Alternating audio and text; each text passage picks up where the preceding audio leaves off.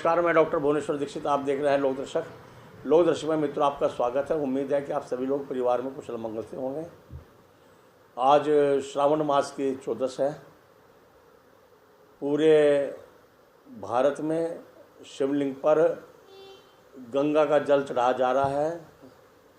हर क्षेत्र, हर प्रदेश अपने अपने स्रोतों से जो नज़दीकी गंगा वहाँ पर बहती है, वहाँ से गंगा जल को लेकर के आज शिव मंदिरों में जलाभिषेक करेंगे। आप सभी को श्रावण मास की चतुर्दशी की शुभकामनाएं, बहुत बहुत शुभकामनाएं। आज एक नई सूचना अपडेट हमारे पास आई है राशन विक्रेताओं के लिए, वो हम आपको बताएंगे। तब तक आपसे निवेदन है कि आप चैनल को लाइक करें, सब्सक्राइब करें, शेयर करें। लोक दर्शक ने भी काफ़ी दिन से एक आवाज़ उठाते रहे हैं कि राशन विक्रेताओं को उनकी दुकान पर खाद्यान्न नहीं मिलता है। जियो फेंस से दूरी पर दिया जाए। जियो फेंस का मतलब है कि दुकान से 500 मीटर की दूरी तक वो उनका वाहन जो ठेकेदार हैं वो डिलीवरी कर सकते हैं। उस जियो फेंस ये है। हालांकि तरीका तो यह है कि वो दुकान पर ही अपना खाद्यान्न दें, किंतु यदि गली छोटी है, कोई प्रॉब्लम है, तो 500 मीटर की दूरी तक खाद्यान्न उतार सकते हैं। किंतु इसका विपरीत ये हो रहा था कि ठेकेदार या ठेकेदार के आदमी, उसके कारिंदे जो राशन लेकर आते हैं, खाद्यान्न लेकर आते हैं, राशन की दुकान पर न उतार करके रास्ते में ही किसी कांटे पर राशन दे देते हैं और दुकान पर जा कर के राशन विक्रेताओं से पैसों की वसूली करते हैं। यह व्यवस्था फिलहाल चल रही थी। कई जगह शिकायत ये भी आ रही है कि गुणवत्तापूर्ण खाद्यान्न नहीं मिल रहा है। एफसीआई से जो भी खाद्यान्न आ रहा है उसमें मिट्टी, गर्दा और बाकी जो नीचे का वो कूड़ा होता है, जिसमें कई जगह तो ऐसा है कि जैसे दिलबाग के पैकेट है, खैनी है, टोंटे हैं बीड़ी के, माचिस की तीलियाँ हैं, ये उसमें खाद्यान्न में निकलते हैं जो खाने लायक नहीं होता और वो राशन विक्रेताओं को थोप दिया जाता है। अभी एक शिकायत प्राप्त हुई है कि हमारे जो कैबिनेट मंत्री अभी पांडे जी बने हैं, मनोज पांडे जी, वो ऊंचाहार रायबरेली से विधायक हैं और उन्हीं के क्षेत्र में खाद्यान्न उतरा है राशन की दुकानों पर। उसमें वो बिल्कुल मिट्टी सड़ा हुआ खाद्यान्न उतारा गया है। इसमें कल्याणपुर पुलई के कोटेदार दिलीप मिश्रा, रसूलपुर के अमरदीप और कुसमी के दिनेश कुमार मौर्य ने ये शिकायत की है विभाग को कि जो खाद्यान्न आया है वो मिट्टी उसमें है और एफसीआई से जो भी बोरे आए हैं वह गुणवत्तापूर्ण नहीं है। ये तो उन्हें पता है कि उनकी सुनवाई हुई या नहीं हुई, किंतु मुझे पता है कि उसमें कोई खास सुनवाई उनकी नहीं होने की। उन्हें कह दिया जाएगा कि भाई हम बदल देंगे, किंतु वो बदले नहीं जाएंगे। या तो उसे उतार किराया लगाओ एक्स्ट्रा, उसे वहाँ छोड़ कर फिर वहाँ से ले आओ, और यदि ट्रॉली वालों को वो देंगे तो ट्रॉली वाले कहेंगे बाद में लेते जाएंगे, अभी टाइम नहीं है, या भूल जाएंगे, लेकर भाग जाएंगे, कुछ ना कुछ वो बहाने मिला देंगे। तो राशन विक्रेताओं को चाहिए कि अपना उसी समय यदि खाद्यान्न को चेक करें, यदि खराब गुणवत्ता का खाद्यान्न है तो उसको तुरंत बदल दें। यह शिकायत बहुत जा रही थी। लोक दर्शक ने भी काफ़ी दिन से इस मामले को उठा रहे हैं और खाद्य एक्ट को, खाद्य विभाग को वीडियो हमारी टैग की जा रही है, भेज रहे हैं हम वीडियो। और दूसरी ओर संगठनों ने भी इस पर प्रयास किया है कि इस किस्म की व्यवस्था की जाए कि कोटेदार अपना साथ के साथ ही उसको फीडबैक दे दें, उसमें शिकायत दर्ज करा दें। अब काफ़ी प्रयासों के बाद जो ई पोस्ट मशीन है उसके अंदर ये व्यवस्था कर दी गई है। ये बहुत राहत की बात है, बहुत खुशी की बात है राशन विक्रेताओं के लिए। जब भी वह खाद्यान्न प्राप्त करेंगे तो उसमें फीडबैक का ऑप्शन खुलकर आएगा, जो पहले नहीं आता था। तो आप सभी लोग उसे समझ लें कि वो फीडबैक में कैसे आपको एंट्री करनी है। उसमें 2 ऑप्शन है, हाँ और ना। आपको हाँ करना है, ना करना है। यदि किसी के यहाँ खाद्यान्न कम जाता है, जियो फेंस पर नहीं जाता है, उसमें 3 ऑप्शन है, हाँ ना के तो है ही। आगे इसमें है कि निर्धारित मात्रा में खाद्यान्न दिया गया कि नहीं। बोरों का वजन नहीं दिया जा रहा है राशन विक्रेताओं को। खाद्यान्न की बोरी 50 किलो की जो भर्ती होती है, जो एफसीआई खरीदता है, सरकार खरीदती है, 50 किलो की खरीदती है, और साथ में वो एक्स्ट्रा कर्जा भी लेते हैं 500 ग्राम। किंतु राशन के विक्रेताओं को जो बोरी दी जाती है वो 53, 54, 55 के हिसाब किताब से दी जाती है, तो वो घाटा सीधा राशन विक्रेताओं को उठाना पड़ता है।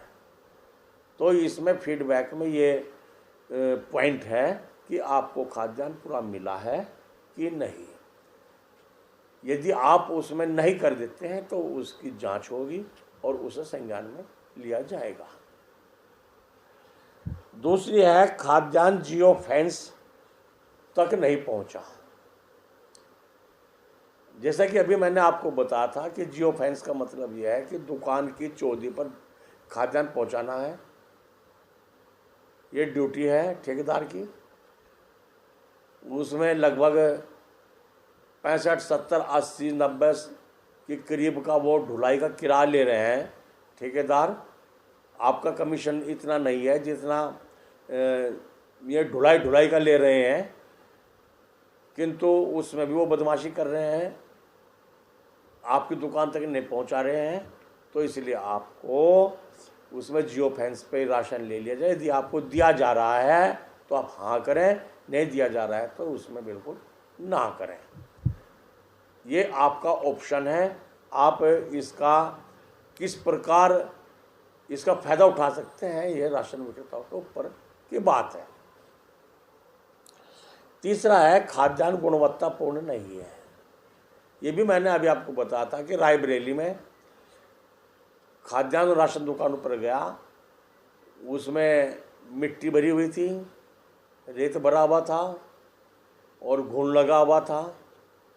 अक्सर ऐसा होता है, गोदाम में कुछ कट्टे रुक जाते हैं और फिर दोबारा आ जाता है, तो वो उसमें घुन लग जाता है, बीज जाता है। हमारे यहाँ से बीजन बोलते हैं पश्चिम उत्तर प्रदेश में, बाकी अपनी अपनी जगह क्या क्या बोलते हैं।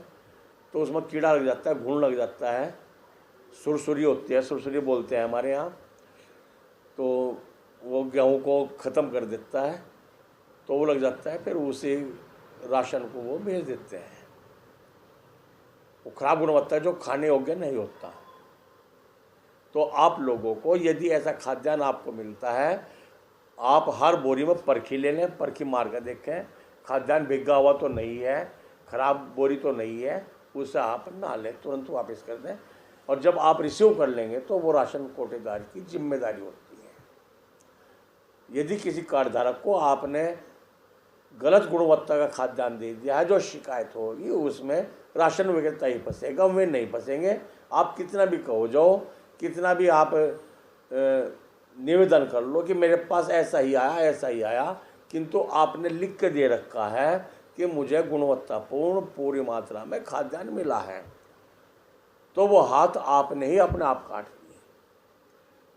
तो राशन विक्रेता को चाहिए कि अपना पूरी तरह से चेक करके अपना खाद्यान्न लें, पूरी मात्रा में लें, सही गुणवत्ता का लें, अपने जियो फेंस पर लें, अपने दुकान पर लें। और ये भी बात है कि किसी को कोई भी 1 पैसा ना दें। यदि सरकार इतना कर रही है और उस पर भी आप नहीं ले रहे हैं, तो इसमें सरकार की कमी नहीं है, ना नेताओं की कमी है, वो कमी आप लोगों की है। पहले गोदामों से खाद्यान्न आता था, एसएमआई देते थे, सही सामान नहीं देते थे, ट्रॉली के पैसे भी लेते थे और ज़बरदस्ती देते थे, कोई एवरेज में देता था और उनकी शिकायत की गई, वीडियो हमने बनाई, खाद्य संगठनों ने आवाज़ उठाई, राशन विक्रेता ने उठाई, मीटिंगें हुई। तो सरकार ने ये सिंगल डोर स्टेप डिलीवरी की व्यवस्था की कि बीच के जो बिचौलिए ख़त्म है, गोदाम से सीधा ठेकेदार के द्वारा खाद्यान्न दुकान तक पहुंचाने की व्यवस्था की है। इसमें भी राशन विक्रेता पूरा नहीं ले रहे हैं, कहते जी हमको नहीं मिलता, हमको नहीं मिलता जी, हमको नहीं मिलता। ये इनका रोना हर मीटिंग में, हर जगह। मिलने का मतलब है कि जब आप उनको छूट दोगे तो क्या ज़रूरत है कि आपको पूरा देगा। आप अड़ जाओ कि भाई हम तो पूरा चाहिए, देखिए कैसे नहीं देगा, वापस कर दे ट्रेली। किंतु कुछ राशन विक्रेता उसे लेना ही नहीं चाहते। असली बात यह है, क्यों उनका स्टॉक पूरा नहीं होता और वे चाहते हैं कि किसी किस्म से जैसे भी तैसे भी है मेरे दुकान में माल लग जाए, चाहे वो सड़ा हुआ हो, खराब हो, कैसे भी हो। तो वो कभी राशन विक्रेताओं के, राशन विक्रेताओं को चाहिए कि अपना स्टॉक जैसे भी तैसे हैं अपना पूरा कर लें और अपना पूरा सामान लें, सही गुणवत्ता का लें। और जो यदि इसमें सही नहीं मिल रहा है, उसमें कमी है, तो उसे आप फीडबैक दें। फीडबैक पर तुरंत सुनवाई होगी। जो भी आप मशीन में लिखेंगे उसकी रिपोर्ट सीधी खाद्य विभाग को जाएगी और उस पर संज्ञान लिया जाएगा कि कितने फीडबैक आए, उस पर फिर सुधार होगा। यदि आपको वीडियो अच्छी लगी है तो फिर आपसे निवेदन है कि इसे सब्सक्राइब करें, लाइक करें और शेयर करें और ज़्यादा से ज़्यादा लोगों तक पहुंचाएं, जिससे कि जानकारी दूसरों तक भी पहुंच सके। ये आपकी ड्यूटी है, हमारी ड्यूटी है आप तक पहुंचाना। और जो सब्सक्राइब किए हुए हैं उन तक तो ये ऑटोमेटिक पहुंच जाएगी, जिन्होंने नहीं किए हैं मैं भी कर लें, जिससे कि हर वीडियो आप तक पहुंच जाए। क्योंकि लोक दर्शक हर बार नई से नई चीज़, नई नई बातें ऐसी लेकर आता है कि जो आप लोगों को नहीं पता है। वो शासनादेश हैं, कोर्ट के केस हैं या नई जानकारी है।